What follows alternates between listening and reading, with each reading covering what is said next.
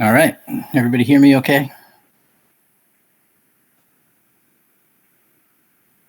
All right, there we go. All right, so my slides and my notes are online at joshgrams.com/2022/NarraScope. And I think this runs about 21 minutes. So yeah, think about what other topics you might like me to touch on. Whoops, that is not my slide tab. There we go. Here's a whirlwind farm tour. So I've been a full-time organic market gardener in rural Maine for about 15 years. We have like 30 acres, sort of backs down to a pond. So the bottom end is kind of swampy brush with beavers and snapping turtles and things. We have 4 greenhouses and a bunch of outside beds, and it's about 3 acres total under cultivation. So we're pretty, small scale intensive. And then the rest of it is kind of pasture for the family animals and hay for the winter. We run a couple hundred laying hens, and then we raise a few cows, pigs, chickens, and turkeys for the family table.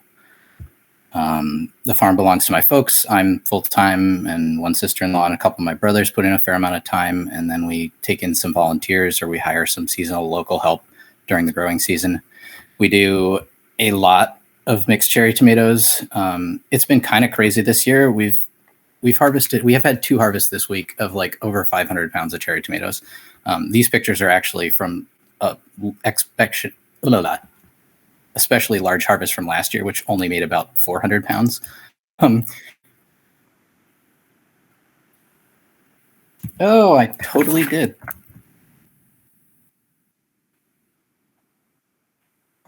All right.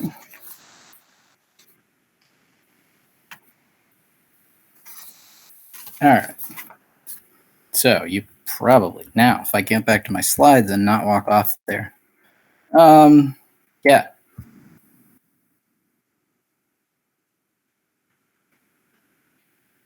There we go.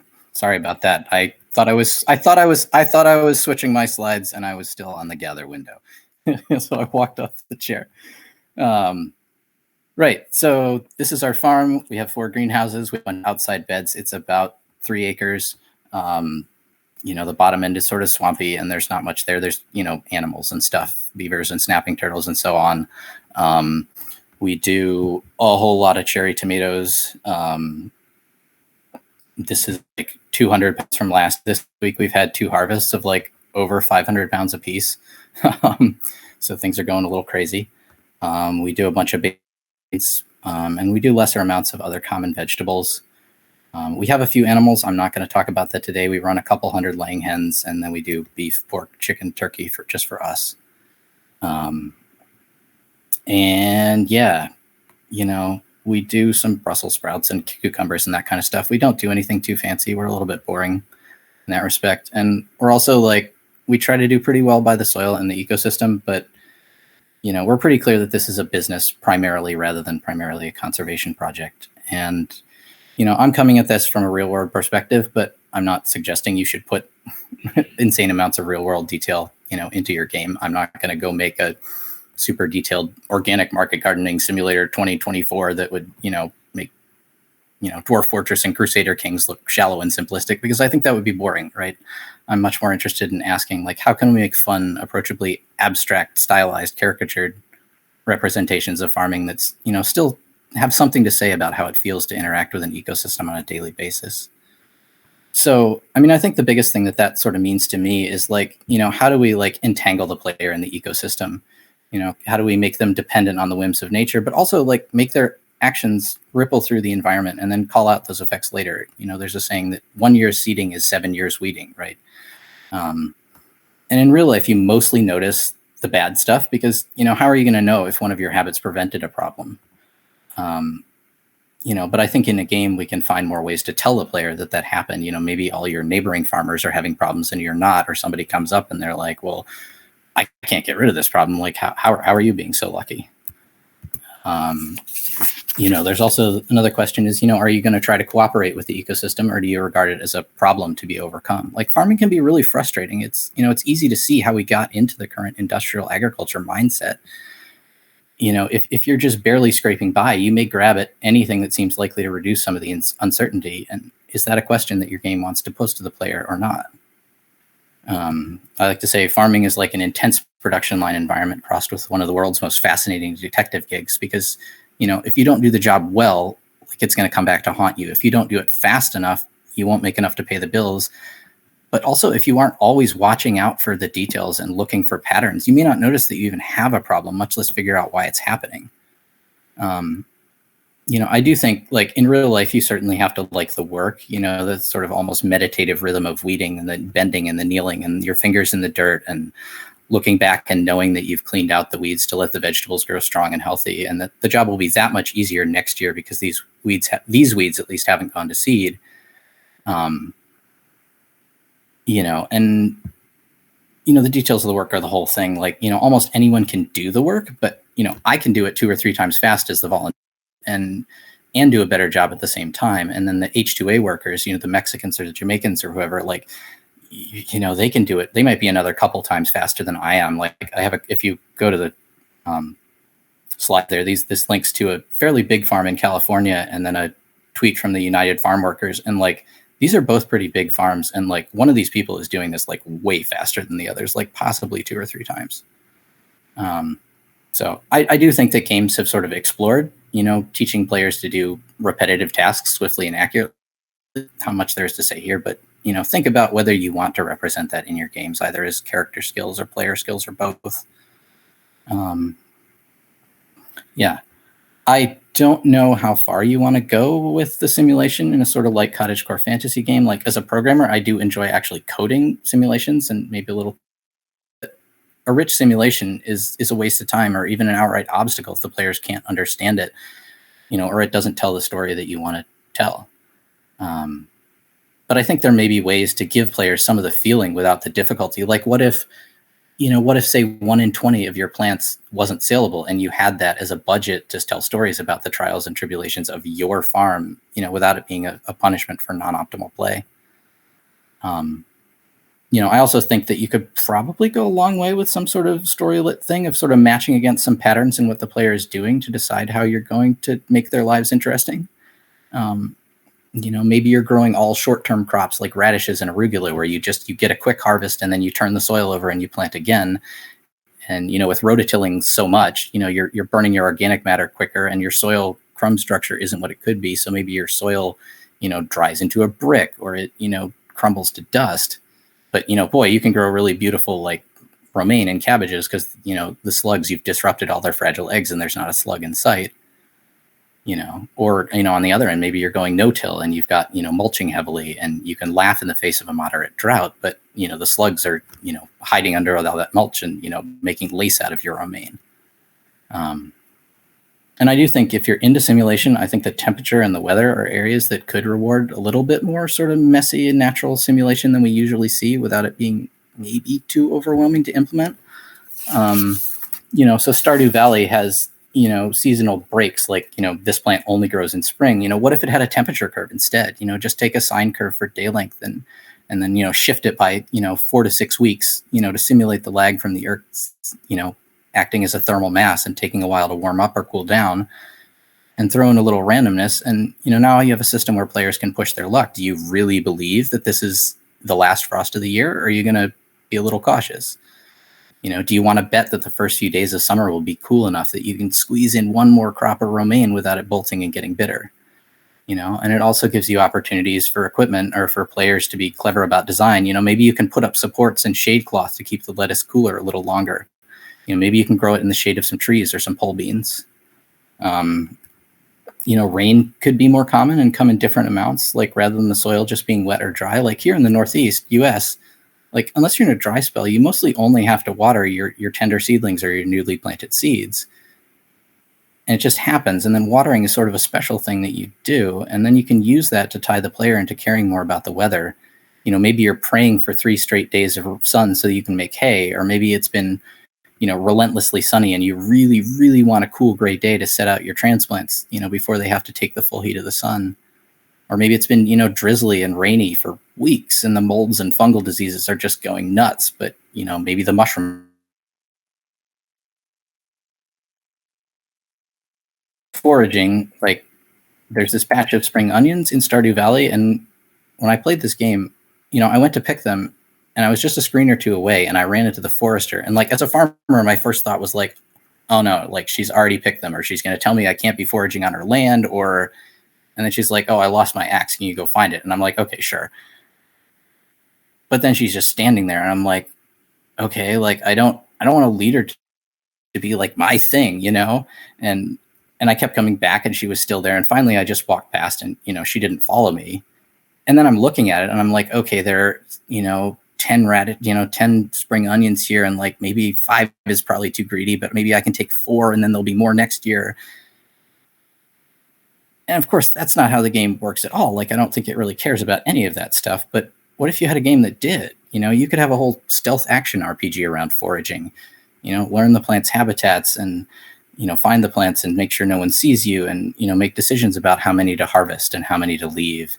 You know, are there local foraging groups that, you know, share knowledge but like jealously guard their harvest locations? You know, what would the landowners think about what you're doing? You know, are there outsiders who don't care about sustainability and they just want to make a quick buck, you know, by just stripping everything? Do you try to do anything about them? Like, maybe you let them think they're sneakily following you, and you try to lead them to smaller patches that would be less of a loss. You know, or maybe you befriend the landowners, and then you come up with some lame excuse to be like, hey, let's go for a walk in the woods right now, and like accidentally run into the poacher. And there's some mini game about, can you keep this like awkward conversation going for so long that they give up and leave? You know, or, you know, do you try to educate the landowners so that they're going to like try and kick these jerks out? Or do you campaign for legislation? You know, and if you're successful, like, does it work? And if it does, like, and who's harmed by it? Like, what about the people who, you know, maybe they just pick a little bit for their table, you know, to supplement their diet in the spring when money is tight? You know, does that now illegal because they don't have the time and the money and the energy to go like fill out the paperwork and pay the fees to get a permit? You know, does the game draw a line between foraging and farming? You know, and is there a temptation to cross that line? Do you start ripping out the plants that are choking out your favorite forage? You know, do you see a spot and think, ooh, that would be perfect habitat for this plant, I'll try transplanting a few here? And like, regardless of how you feel about that last one, like, how illegal is that in most places, right? So there are just tons of things you could do here in this one little area, you know, probably more than really fit in any one game. Yeah. You know, I also mentioned hay, which, you know, takes up a lot of people's attention here in the Northeast. Like, you need 2 or 3 full days without rain, because as soon as it gets partly dry, it's kind of like tea. If you get it wet, the flavor will wash out and it's no good anymore. But if you let it get too dry, then the flowers and the smaller leaves, some of the most tricky parts, they'll get too dry and they'll crumble, and they'll just sift out when you try to bale it. And some people swear that if it's just right on the edge of being too wet, that it'll like ferment a little after, and it'll become more palatable and more nutritious for the animals. But if it's really too wet, it'll mold, and mold is like one of the most common and most dangerous feed contaminants. And also, grass has the like perfect carbon to nitrogen ratio to compost really fast. So if it's too wet, you pile it up and it'll start composting, and the big pile of bales will just insulate it and trap the heat in there, and it'll keep building up until it, you know, just spontaneously catches fire and burns your barn down. This is always one of those things that you think, I would never let that happen to me, but like, I personally know, I think 2 people who've lost barns this way, so it does happen. I'd also love to see games looking for more excuses to have plants grow slower or faster based on local conditions.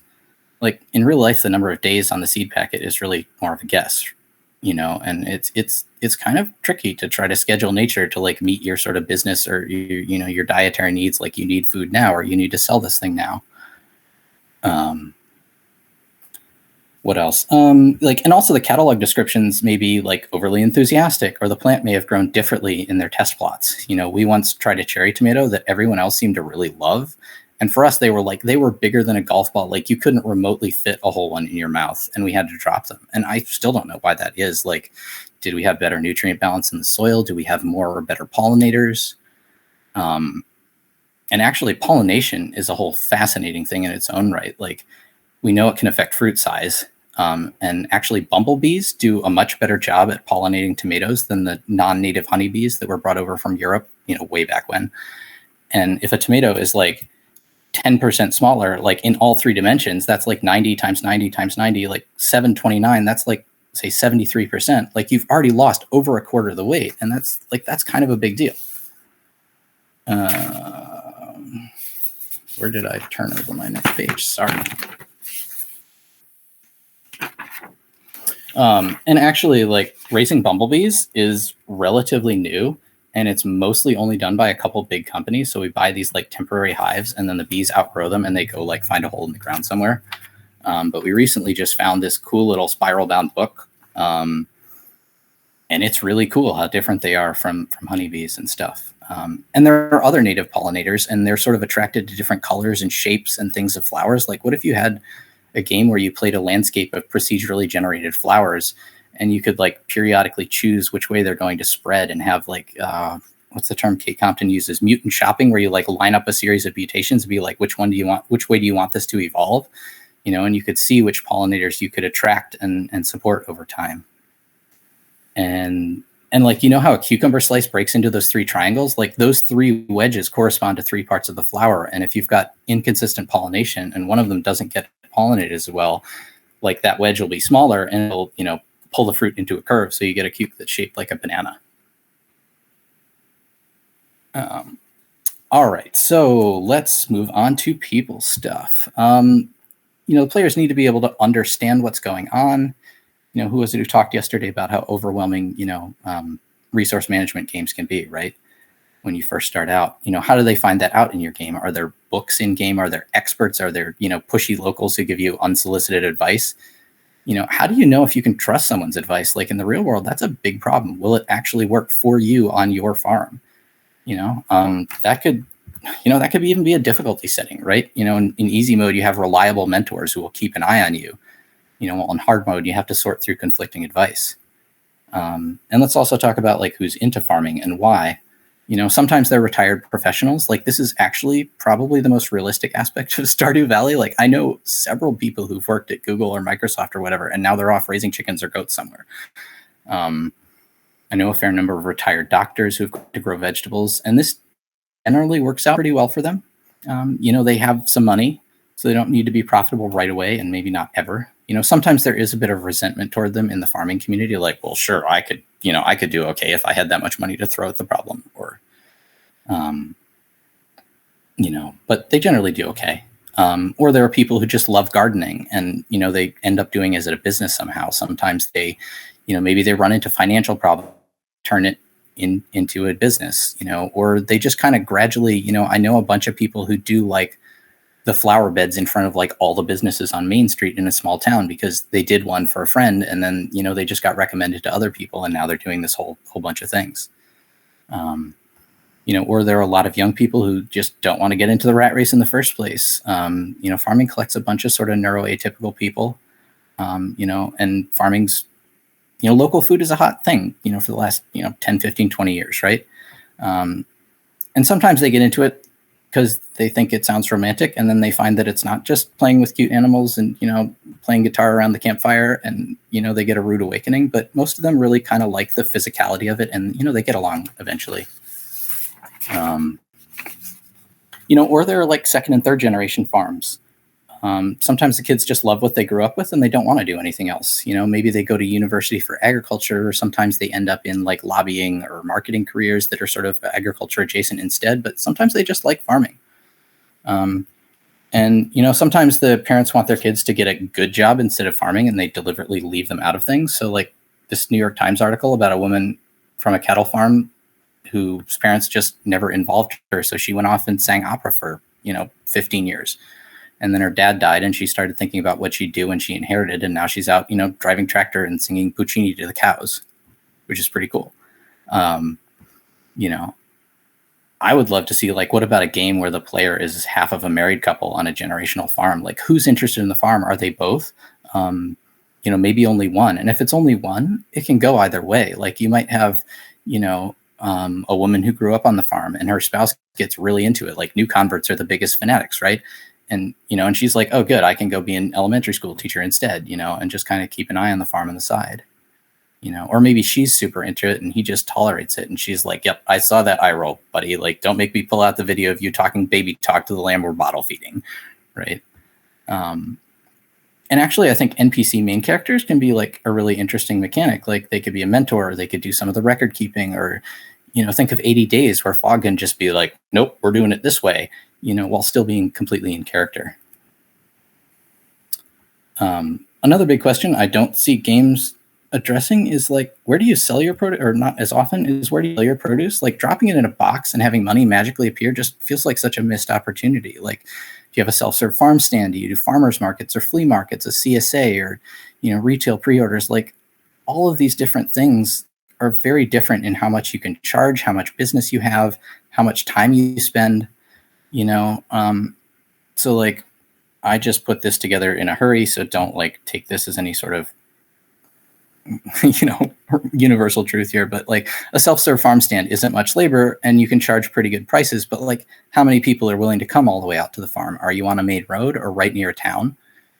Farmers markets often allow like very high prices, but they're super labor intensive. You have to pack up and unpack on both ends. You spend hours at the market, and then at the end you've got produce that's been out all day, and like, do you just have to throw it away? What do you do with it?